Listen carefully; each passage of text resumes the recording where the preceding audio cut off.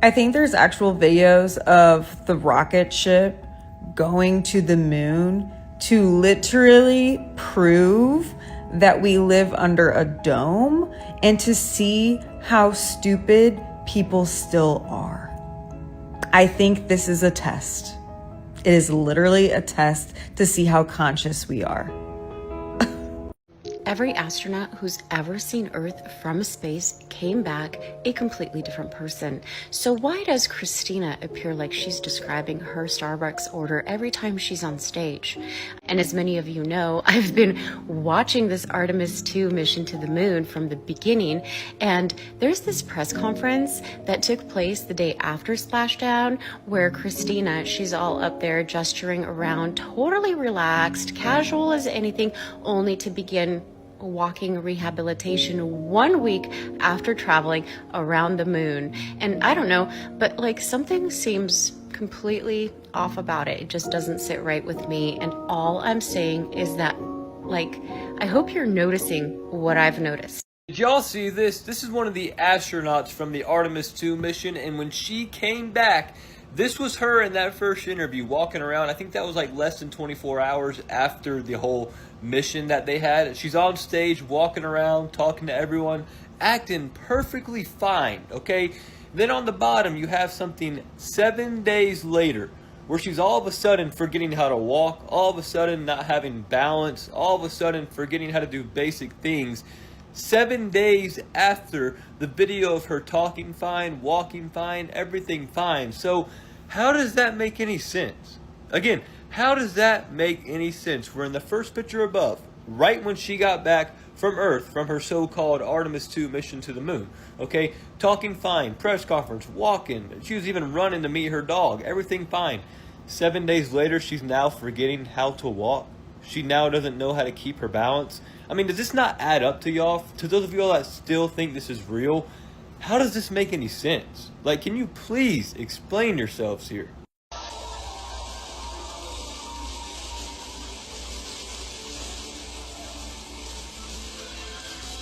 You know, it's hard for Christina Koch to walk.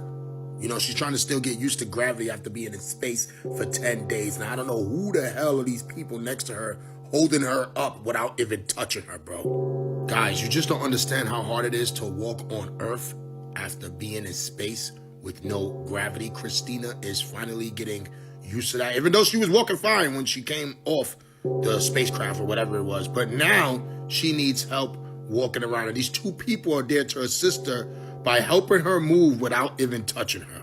I mean, she almost fell over, but them going like that stopped her from falling over. Christina Koch is good. I mean, guys, it takes a lot. Like, it takes a lot of energy out of you when you go to a different atmosphere, right? Into space. And then when you get back, it's like almost like you're not walking on ground anymore. It's like you're floating, right? Shut up! Christina, are you kidding me? You can't be serious. Who are these people? Because people are saying that this is some more acting. That's what they're saying. And I don't believe it, because she's just trying to walk better after being in space without gravity, guys. You know, things are different. After 10 days in space, you're going to need some space, right? So that's why they're not touching her. Like, they just going like that, like without touching her and keeping her together, guys. This is amazing. I'm happy that Christina's back and she's walking perfectly fine. You know, it's not easy being an astronaut. So, you know, guys, just give her some time. She'll be walking and she'll be normal in no time.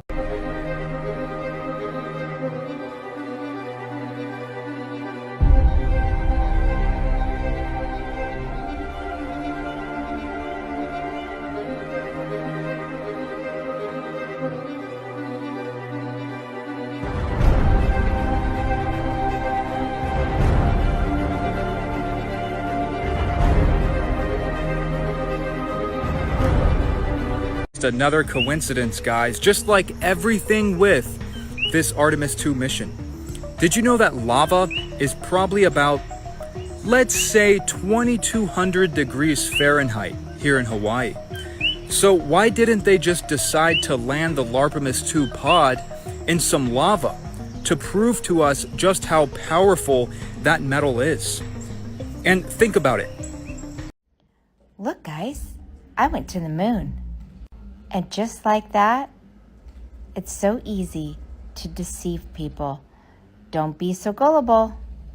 All right, so I've seen this everywhere. Check it out. So you're telling me on re-entry into Earth's atmosphere, there's enough heat to blacken and scorch the metal on the exterior, all this right here, but not enough to melt the NASA sticker or like even like discolor it or anything?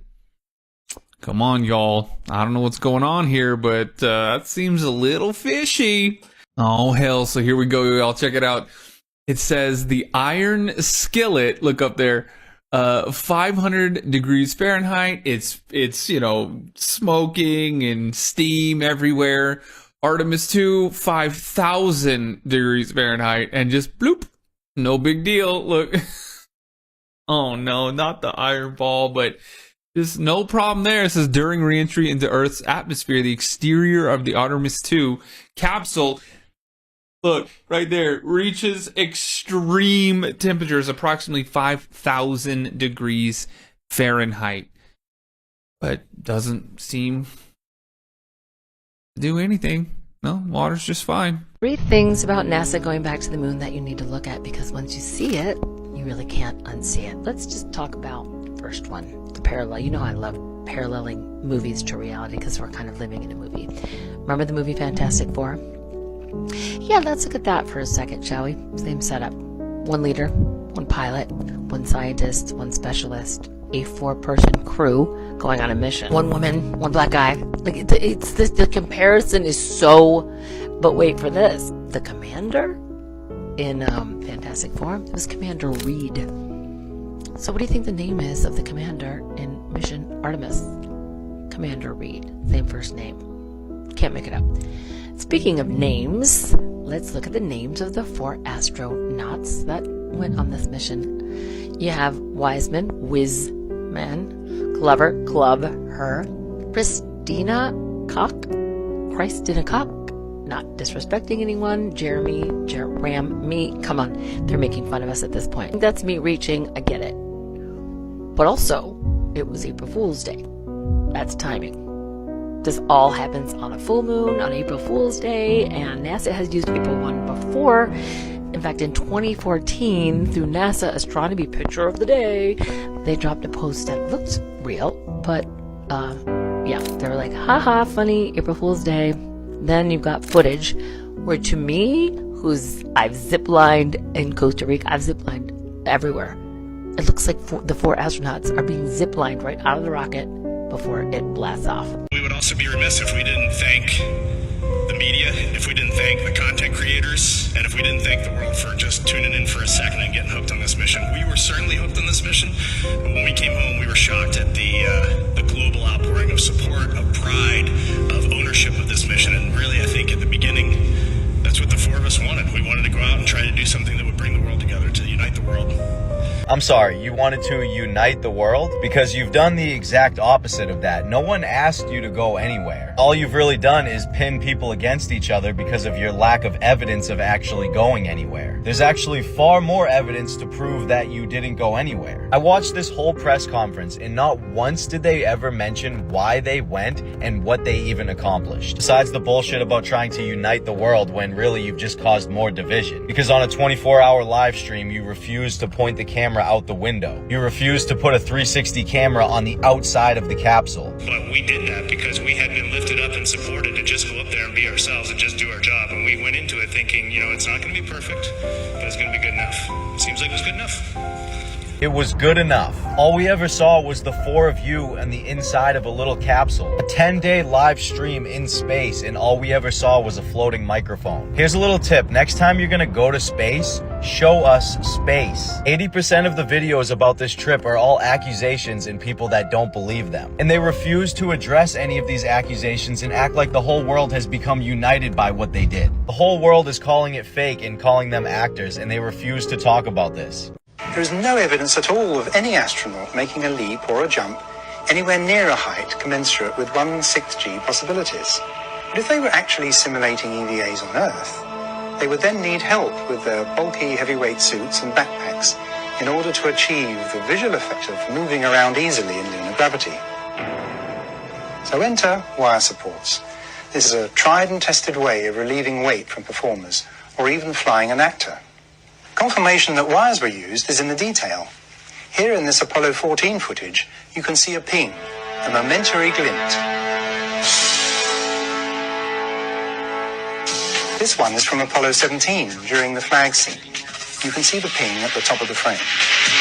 Astronauts moving in slow motion is another hallmark of the Apollo TV footage. This is a slow motion jump that would have been seen live on TV. And here it is at normal speed. So I just got a commenter saying that there's no way the moon landings were faked because they didn't have Photoshop or video editing back in the day. They didn't have the technology to fake the moon landing. Oh, gee, but you had the technology to send humans to the moon?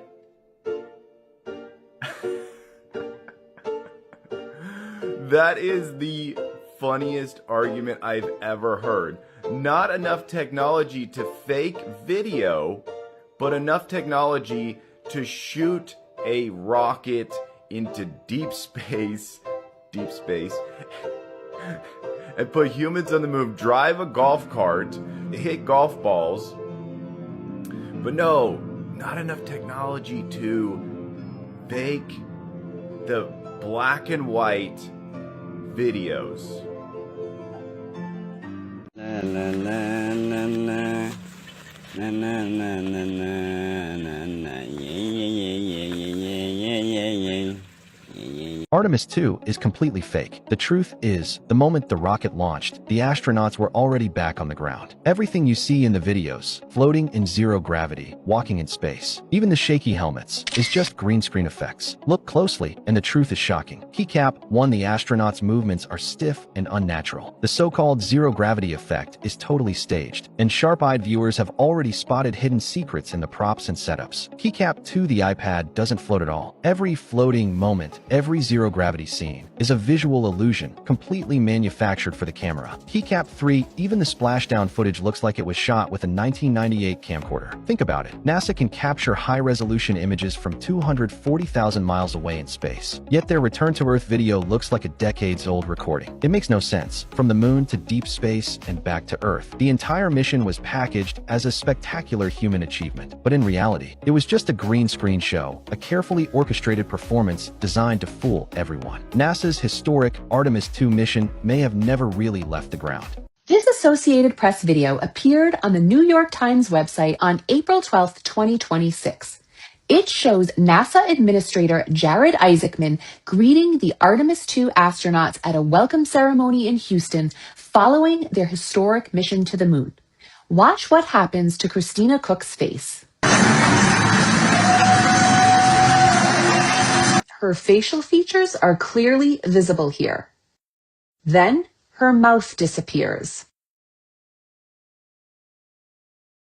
And now her nose disappears too. Then they hug. She pulls back, her nose is still gone, and then it comes back. A mouth and a nose disappearing and then regenerating on a human face. That's not compression. It's not motion blur. That's a facial feature vanishing and reappearing because the AI model generating or processing this video lost its render of her face and then reacquired it. That is a documented AI failure mode. This video wasn't posted to a government Instagram account. It was distributed by the Associated Press and published on the New York Times website. The AP has editorial standards. So does the Times. Neither disclosed anything about AI processing. Neither has explained what you just watched. And that is the pattern. Not one video, not one account. A pattern across official government accounts, wire services, and legacy media of AI-flagged content distributed to millions of people with no disclosure, no label, nothing. If we can't trust what the Associated Press publishes on the New York Times website, what are we supposed to trust? That's not a conspiracy. That's a legitimate question. And we should all be asking why. Don, you're getting ready to launch to the International Space Station to be part of Expeditions 30 and 31. Give me a summary of what the mission goals are for your time on orbit and what responsibilities and jobs are going to be yours when you're up there. Well, I'm one of the science guys, and I'm one of the repair guys. And fortunately, there's lots of science and lots of repair to do on station, so that will certainly keep us all busy. So give me a couple of examples, if you would, of some of the human life sciences experiments that you're going to be involved with on this flight. Not at all. Well, living and working in space go along with doing science experiments in space. There's only a few simple principles you must bear in mind before attempting to operate a sophisticated piece of machinery.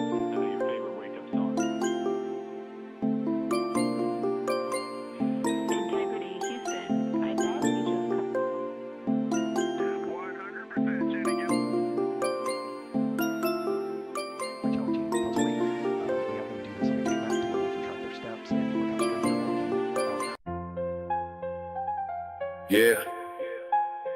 It's dedicated to the truth seekers, the ones living below the firmament knowing the deal. It's all good, baby, baby. Check. Yeah. It was all a dream. I used to read NASA tales, Apollo and Artemis, Hollywood veils. Posters on my wall every Saturday night, watching them stage the moon landing in plain sight. I let my tape rock till my tape pop, smoking herb in the basement, watching CGI flop. Way back when I had the red and black lumberjack, singing through the fraud like a laundry rack. Biggie, Biggie, Biggie, Biggie, can't you see? This Artemis mission trickery. They're casting a spell from a hollow throne. All the masses just follow the tone. Yeah, NASA's a cartel, Artemis is a hype, selling CGI dreams at $1 trillion price. No boots on the soil, just fighters in the room. Another Hollywood reboot, a high budget tune. They're guarding the dome while they pickpocket the core. NASA's just a Peter and we're kicking down the door.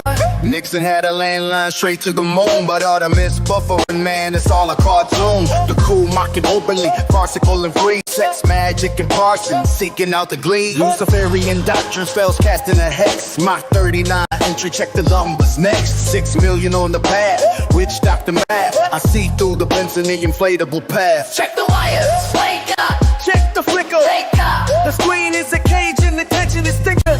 The tether to the rafters, puppets on a string. 0G theater of a Hollywood wing. The horizon is flat, the water is level. It's a vault, it's a dome, and we're fighting the devil. Wake up, wake up, hey, wake up. NASA's a cartel, Artemis is the heist, selling CGI dreams at $1 trillion price. No boots on the soil, just fires in the room. Another Hollywood reboot, a high budget tune. They're guarding the dome while they pickpocket the car. NASA's just a theater and we're kicking down the door. Yeah, check the trajectory, what's with the imagery? Every rocket launch looking like male anatomy. Giant wieners in the sky, reaching for the blue. Austin Powers told us back in '97 it's true. Blue, orange, and virgin, they all look the same. Just a bunch of rich boys play a tip with the frame. Curvy flight paths talking like a oh, you know. They ain't going straight up, they just putting on a show. NASA's a cartel, Artemis is the heist, selling CGI dream, got $1 trillion price. No boots on the soil, just fighters in the room. Another Hollywood reboot, a high budget tune. They're guarding the dome while they pickpocket the car. NASA's just a theater and we're kicking down the door. Yeah, NASA MAFIA, we see you, buyers and deceivers. Central casting actors and shills. Stan Kubrick on the track, directing the hits. Here go, we out.